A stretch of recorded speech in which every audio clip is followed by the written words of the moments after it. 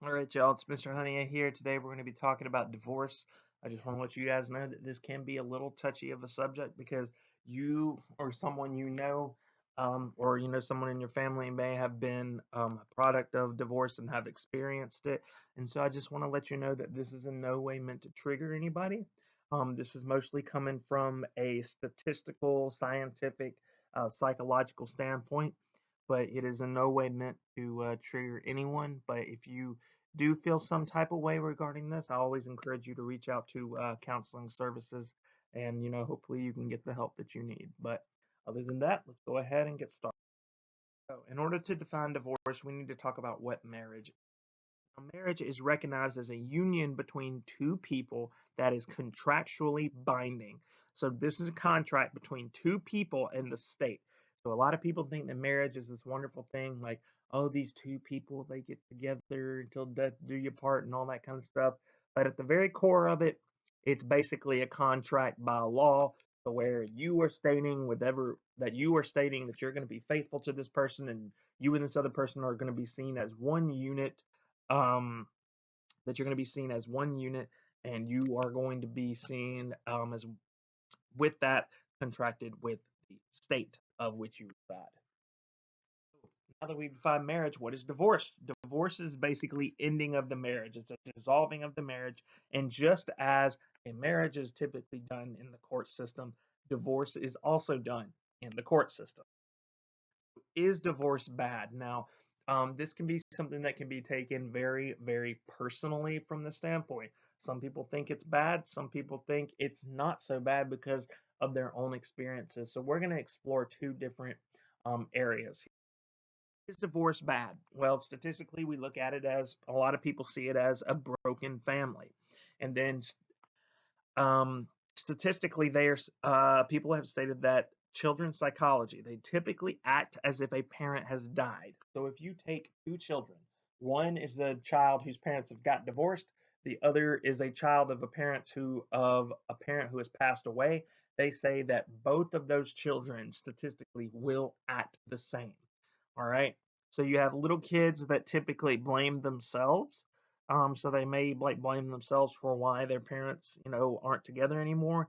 And sometimes they'll say that older children can tend to get angry as well as resentful, maybe because of the dissolving of the family, or because of what has happened, or even in the standpoint of the forming of a new family. So, and a lot of times we have financial issues. And then with that being said, this is one of the biggest ones, is a transition to a single parent household, as well as paying alimony or child support. Okay. So is divorce a good thing? Now this is my twin here, Adam Conover, and he is host of this show, Adam Ruins Everything, and he talks a little bit about divorce. So, what I want you to do is, I've included the link to a video here, and you're going to watch it and then just sort of jot down your thoughts about how divorce can be a good thing. Just go ahead and just do that right quick, and then just pause this video and then move on. So what influences divorce? Well, a lot of times we look at it from two types of divorce. You have the fault and no fault.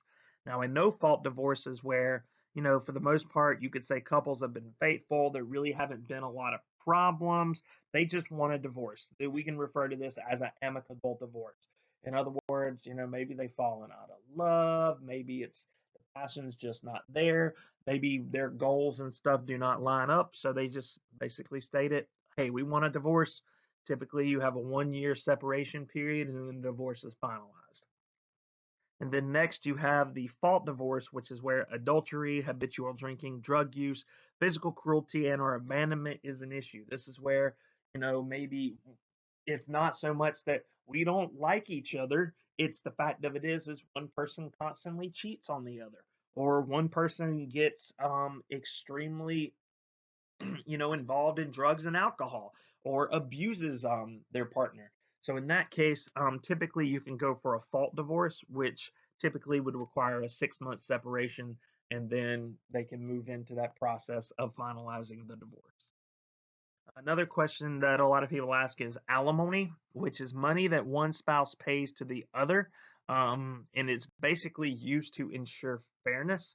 Now, there are 5 types here, and I'm just going to talk about these types, okay? I want you to write these down. So you have periodic, which is paid, at certain points in time throughout the period of the alimony states. So it's at specific times throughout the periods. Then you have, or it's paid during a certain period of time. Then next you have permanent, which means that it's paid forever. It is paid forever until something happens that we don't have to pay it anymore. But permanent means it is paid forever. All right. Now there's permanent, then we have rehabilitative. Rehabilitative. What rehabilitative alimony is where, obviously we talked about how a lot of times there's that struggle that comes with adjusting to a new life, getting a house, finding a new place to live, um, taking care of kids, living that single parent life, after going through the divorce. So a lot of times one person may have to pay alimony to help that other person adjust back to the lifestyle and help them get back on their feet. Then you have what's called lump sum alimony, which is just a one time check. They write it out, they hand it over, okay, we're done, and then they go their separate ways. And then finally, there is another type of alimony known as reimbursement. And this is where, let's say, for example, um, you have a husband and a wife that are getting a divorce, and let's say that the wife had made really good money at a job, and it was great, and her husband wanted to go back to school so he could get a better job. So he goes back to school, he gets this amazing job, and then upon securing this amazing job, um, he asked for a divorce. She could technically ask for reimbursement alimony because she said, well, he wouldn't have this job, he wouldn't have gotten this education if I had not paid for it for him to go back to school. So it's one of those cases where reimbursement alimony does exist, but it's something you don't always hear about. But South Carolina law messed up. So, for example, in South Carolina, the law states that has a period of permanent alimony. In other words, alimony is to be paid periodically forever unless the person receiving the alimony, i.e., the other spouse, dies, the person receiving it remarries, or the other person receiving it cohabitates with someone for more than 90 days.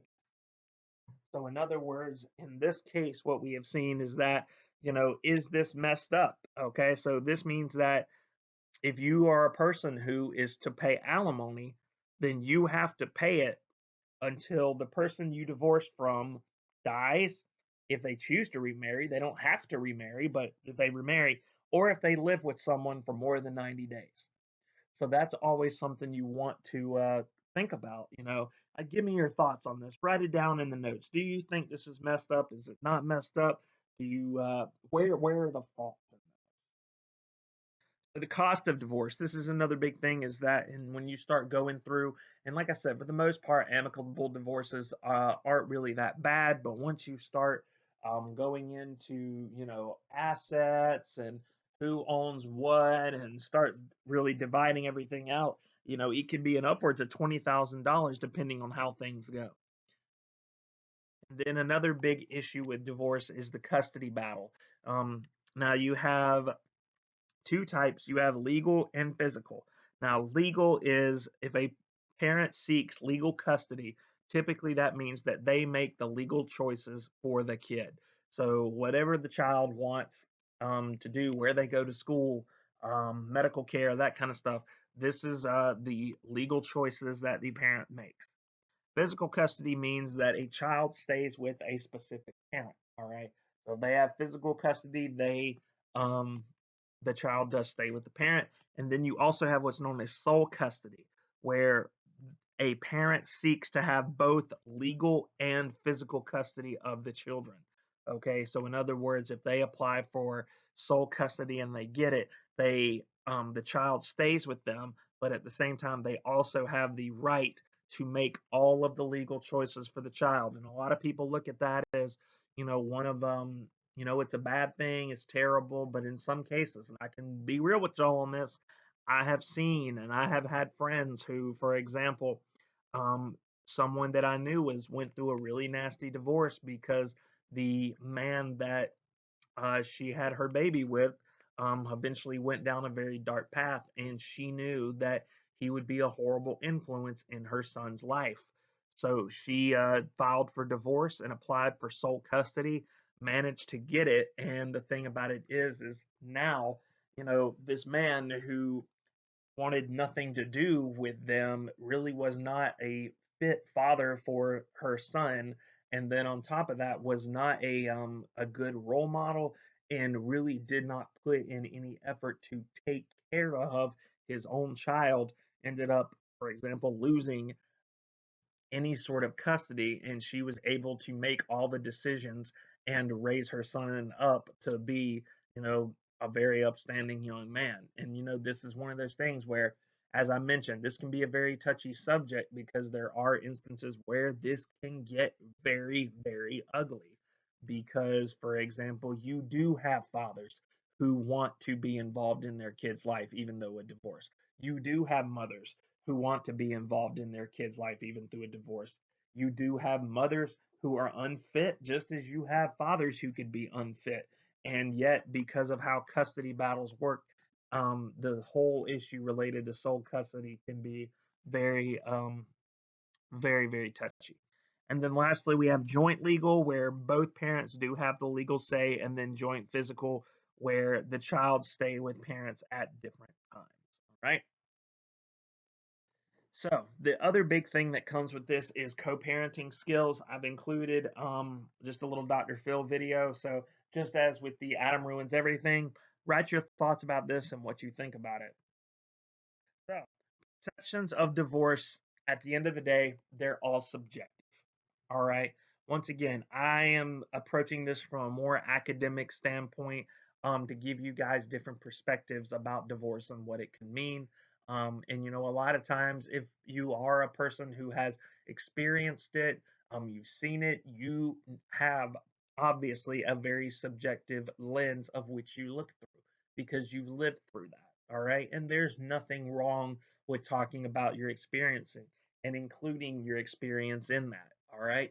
It is just the way, it's just the way life is. But I just want to let you know that at the end of the day, divorces, and the perceptions of it are all subjective.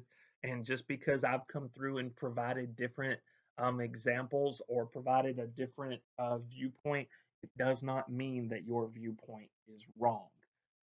Like I said, it all depends on your experience. Your assignment for today is there's a PDF that contains strategies to help children cope with divorce. So, what you're going to do is you are going to read the PDF, and in a chart, you're going to write the following for 5 strategies. So, just pick 5 of the strategies. So, you're going to pick the strategy, you're going to rate it on a scale of 1 to 10 of how effective you think it is, and then just write why you feel it would be effective, and then why you feel it would not be effective, and if it is really effective, or if it isn't really effective, how it can be improved. All right. So that is going to be something you're going to be working on for the next 2 days, as well as catching up on work and making things happen. At this point, you guys can go ahead, hop off of here, submit your notes, and I will catch you guys later.